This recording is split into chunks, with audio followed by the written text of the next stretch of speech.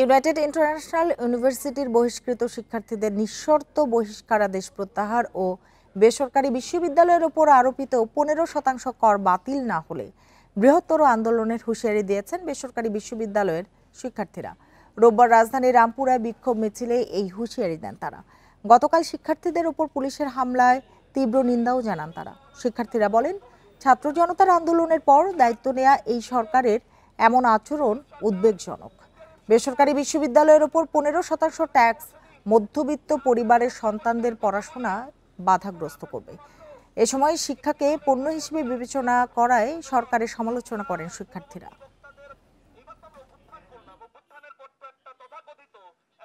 আমরা এই অন্যায়ের বিরুদ্ধে একজোট হব, আমরা এই অন্যায়ের প্রতিবাদ করব এবং আমাদের এই রায় বাতিল না হওয়া পর্যন্ত সংগ্রাম চালিয়ে যাব। বেসরকারি বিশ্ববিদ্যালয় মানে কিন্তু ওদের উপরে কোনো চাপটা আসতেছে না। চাপটা আলটিমেটলি কোথায় আসবে?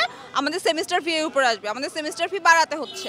তখন কি হচ্ছে? আমাদের এই বাড়তি সেমিস্টার ফি দিয়ে ওরা হচ্ছে ওদের ট্যাক্সটা ফ্রি আপ করতেছে। আমরা শান্তিপূর্ণভাবে জিনিসটা মিটমাট করার চেষ্টা করছি এবং যদি ভবিষ্যতে আমাদের উপর হামলা আসে এবং আমাদের এই ন্যায্য অধিকার না লাভ করে, আমাদের দাবি না মানা হয়, তাহলে আমরা আন্দোলন ভবিষ্যতে আরো বড় বিস্তরে লাভ করা হবে।